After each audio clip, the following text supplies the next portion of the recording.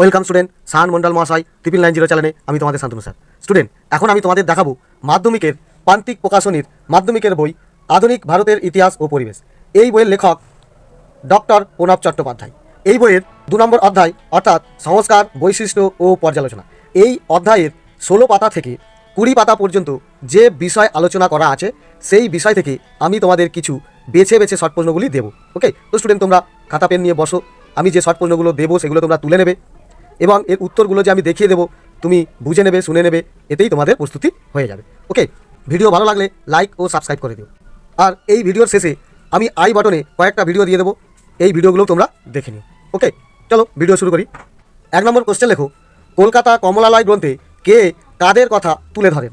তো এর উত্তর দেখো, এখান থেকে এখানে লিখবে ভবানীচরণ বন্দ্যোপাধ্যায় কলকাতা কমলালয় গ্রন্থে কলকাতার বিত্তশালী অর্থাৎ ধনী সম্প্রদায়ের মানুষদের, বোঝা গেল, এই বিত্তশালী সম্প্রদায়ের কথা তুলে ধরেছেন। ওকে, 2 নম্বর কোশ্চেন লেখো, মধ্যবিত্ত শ্রেণীর কথাটি কোথায় পাওয়া যায়? তো এর উত্তর দেখো, এখান থেকে এখানে লিখবে 1829 খ্রিস্টাব্দের জুন মাসে বঙ্গদূত পত্রিকায় প্রথম মধ্যবিত্ত শ্রেণী কথাটির উল্লেখ পাওয়া যায়। ওকে, কোন পত্রিকায়? বঙ্গদূত পত্রিকায়। ওকে, নেক্সট 3 নম্বর কোশ্চেন লেখো, সমাচার দর্পণ পত্রিকাটি কত খ্রিস্টাব্দে প্রকাশ হয়? এর উত্তর দেখো, এখান থেকে এখানে তো লিখবে 1818 খ্রিস্টাব্দে বাংলা ভাষায় রচিত সমাচার দর্পণ পত্রিকাটি প্রকাশিত হয়। ওকে, নেক্সট 4 নম্বর কোশ্চেন লেখো, সংবাদ কৌমুদী পত্রিকার সম্পাদক কে? এর উত্তর দেখো, এখান থেকে দেখতে পাচ্ছ, তো তুমি লিখবে সংবাদ কৌমুদী পত্রিকার সম্পাদক হলেন রাজা রামমোহন রায়। ওকে, নেক্সট 5 নম্বর প্রশ্ন লেখো, তত্ত্ববোধিনী পত্রিকাটি কে সম্পাদন করেন এবং এই পত্রিকায় তিনি কোন বিষয়ে আলোচনা করেন? এর উত্তর দেখো, এখান থেকেই পেয়ে যাবে এবং তুমি লিখবে তত্ত্ববোধিনী পত্রিকার সম্পাদক ছিলেন দেবেন্দ্রনাথ ঠাকুর। ওকে, এই দেবেন্দ্রনাথ ঠাকুর তৎকালীন সময়ের বাংলার সমাজ জীবনের দিকগুলিকে তুলে ধরেছিলেন, অর্থাৎ তৎকালীন সময়ের বাংলার সামাজিক জীবন, রীতিনীতি, অভ্যাস, চালচলন, সংস্কৃতি সব বিষয়গুলোই লিখতেন। ওকে, নেক্সট 6 নম্বর প্রশ্ন লেখো, সংবাদ প্রভাকর পত্রিকার সম্পাদক কে বা সংবাদ প্রভাকর পত্রিকাটি কে সম্পাদিত করেন? এর উত্তর দেখো, এখানেই আছে, তো লিখবে সংবাদ প্রভাকর পত্রিকাটি সম্পাদিত করেন ঈশ্বর গুপ্ত।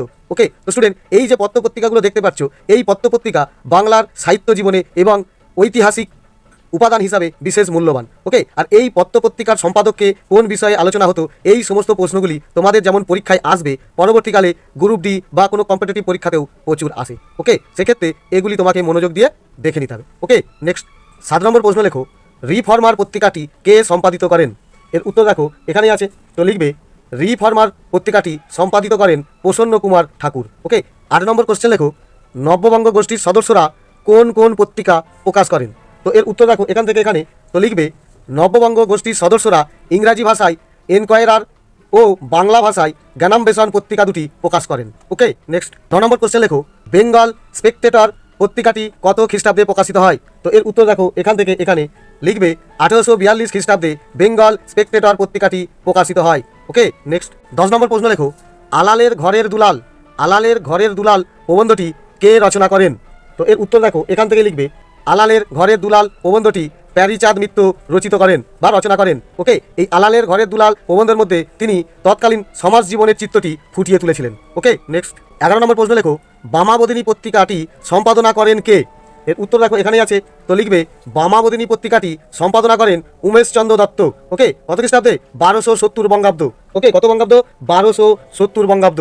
ইংরাজি সাল হিসাবে 1863 খ্রিস্টাব্দে। ওকে, নেক্সট 12 নম্বর প্রশ্ন লেখো, বামাবোধিনী সভা কে প্রতিষ্ঠা করেন?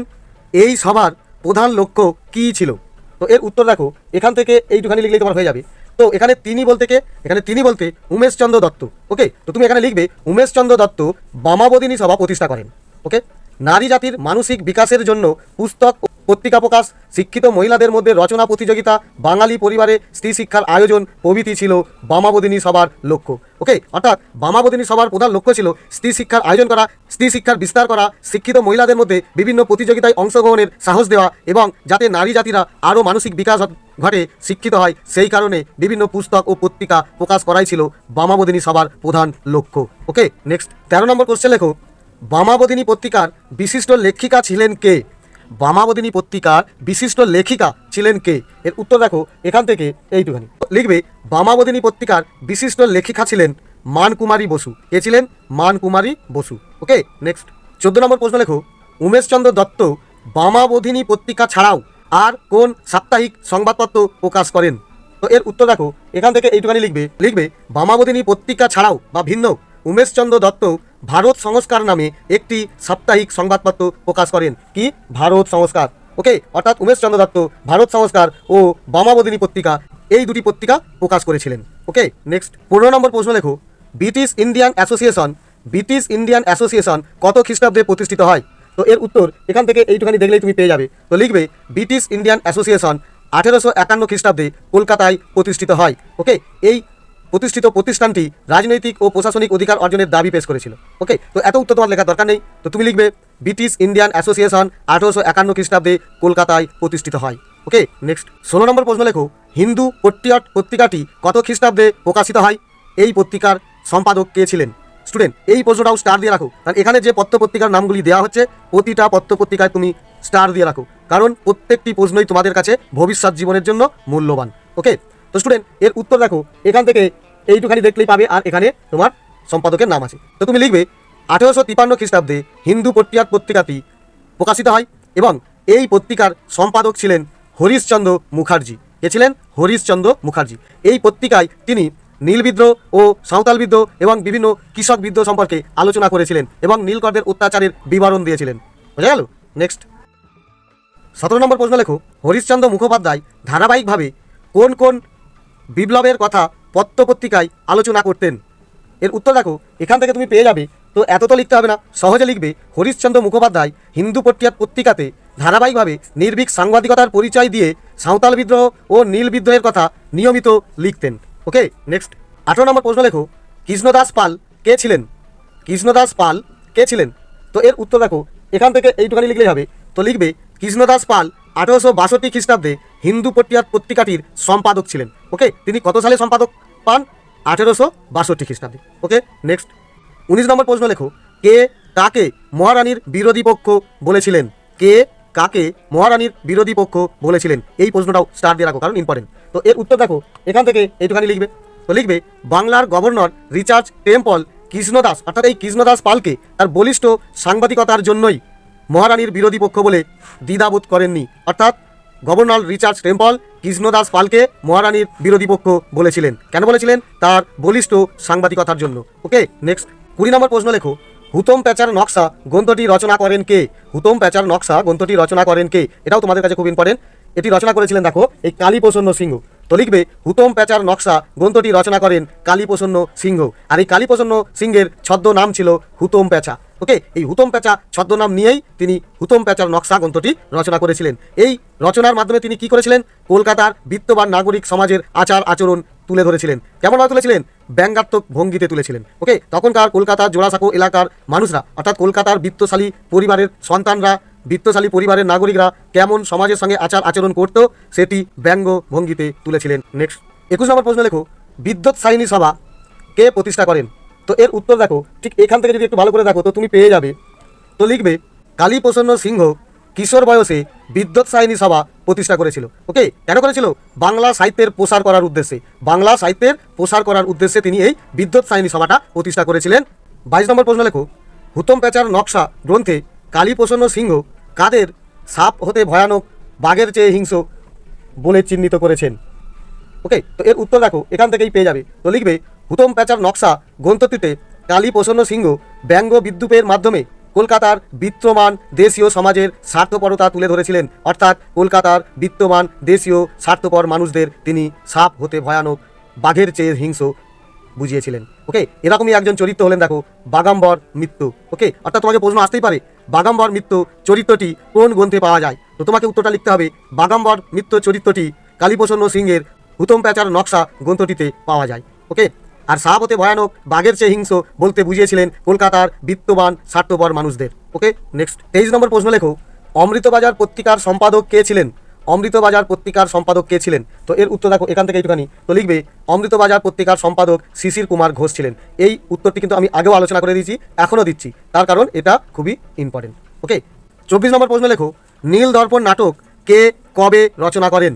তো এর উত্তর দেখো, এখান থেকে এইটুখানি। আর এখানে নীল দর্পণ নাটক দেখতেই পাচ্ছ, আর যিনি রচনা করেছিলেন তিনি এই দীনবন্ধু মিত্র।